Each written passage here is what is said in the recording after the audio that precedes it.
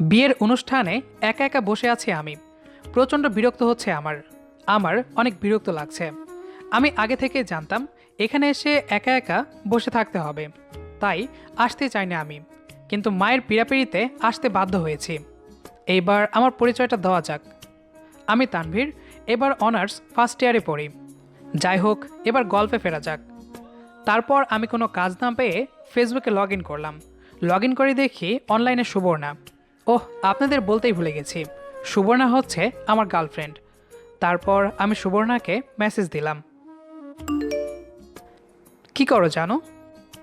কিছু না, মেজাজ খারাপ আছে এখন। হয়েছেটা কি?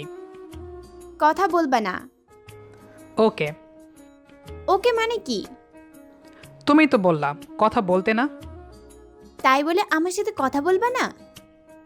আরে আশ্চর্য, তুমি তো কথা বলতে বারণ করলা। ও বুঝছি, তুমি তো এখন মেয়েদের সাথে চ্যাটিংয়ে ব্যস্ত। করো করো, যত ইচ্ছা চ্যাট করো। আজব তো। করতেছি আমি চ্যাট, তোমার কি তাতে? কি? জানো, আমি এখন 10 জন মেয়ের সাথে চ্যাট করতেছি। তারপর প্রচণ্ড রাগে ফেসবুক থেকে বের হয়ে গেল সুবর্ণা। আমি ইচ্ছা করেই কাজটা করলাম। আমি সুবর্ণাকে ভীষণভাবে রাগিয়ে দিলাম। আর সুবর্ণাও একটু আহ্লাদি মেয়ে, মন মতো কিছু না হলেই হয়েছে। প্রচণ্ড রেগে যায় সে। বরাবরের মতোই এখন রাগে ফুঁসছে সে। ফর্সা গোলগাল চেহারাটা রক্তবর্ণ ধারণ করেছে। একটু পরে আমি ফেসবুকে গেলাম। ফেসবুকে গিয়ে নিজের আইডি লগ আউট করে তানভীরের আইডিতে গেলাম। গিয়ে দেখি কিসের কি, আমি বাদে তানভীর সর্বশেষ মেসেজিং করেছে তার বন্ধুদের সাথে। কোনো মেয়ের সাথেই তার চ্যাটিং হয়নি। তার মানে মিথ্যা বলেছে সে। আমি আবার ভীষণ রেগে যাই। আবার নিজের আইডিতে গিয়ে তানভীরকে মেসেজ দিলাম,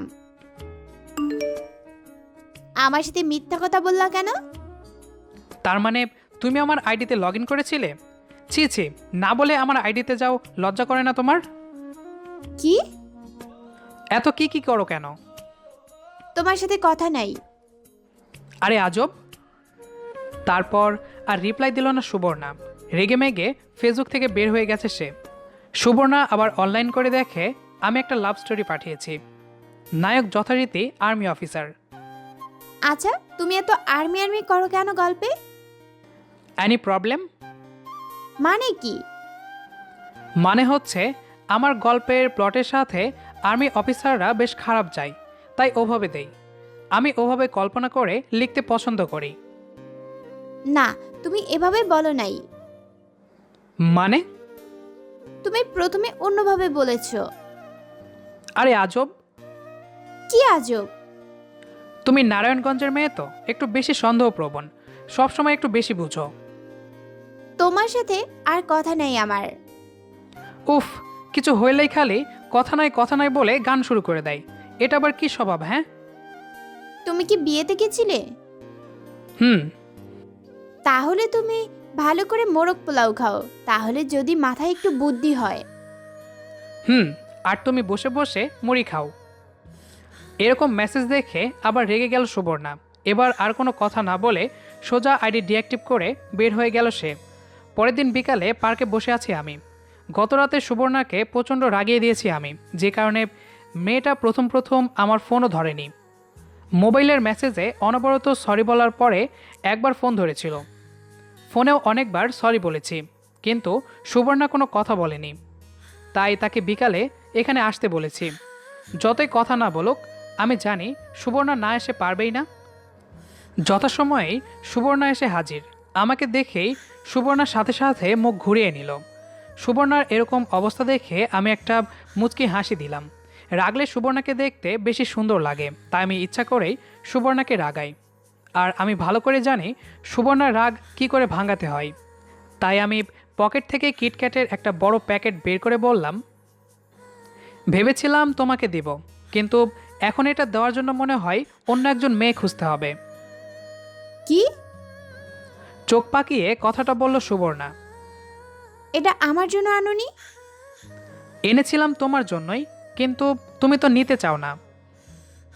ফাজিল। আর রাগ করে থাকতে পারল না সুবর্ণা। হেসে ফেলল সে। তার মধ্যে এখনও বাচ্চাদের মতো চকলেট প্রীতি কাজ করে। আর সেটা আমি ভালো করেই জানি। তাই আমি সুবর্ণার রাগ ভাঙাতে প্রতিনিয়ত চকলেটের ব্যবহার করে থাকি। এভাবেই আমাদের খুনসুটির সমাপ্তি ঘটে, যেটা গত 2 বছর ধরে প্রতিনিয়ত চলে আসছে। পার্কে বসে আমার কাঁধে মাথা রেখে চকলেট খাচ্ছে সুবর্ণা, আর দুজনে নীরবে উপভোগ করছি পরন্ত বিকেলের আশ্চর্য সুন্দর মায়াবী পরিবেশটা। দুজন প্রেমিক প্রেমিকার এ দৃশ্য আশ্চর্য সুন্দর, সমস্ত সৌন্দর্যকে যেন হার মানিয়ে যায়। অসাধারণ সুন্দর আর মায়াবী পরন্ত বিকেলেও এ দৃশ্য দেখে যেন হিংসায় মরে যায়। আমাদের আজকের গল্পটি আপনার কাছে কেমন লেগেছে সেটি অবশ্যই কমেন্ট করে জানাবেন। দেখা হচ্ছে আবারও নতুন কোনো গল্প নিয়ে। সেই পর্যন্ত আমাদের সাথেই থাকুন। ধন্যবাদ সবাইকে।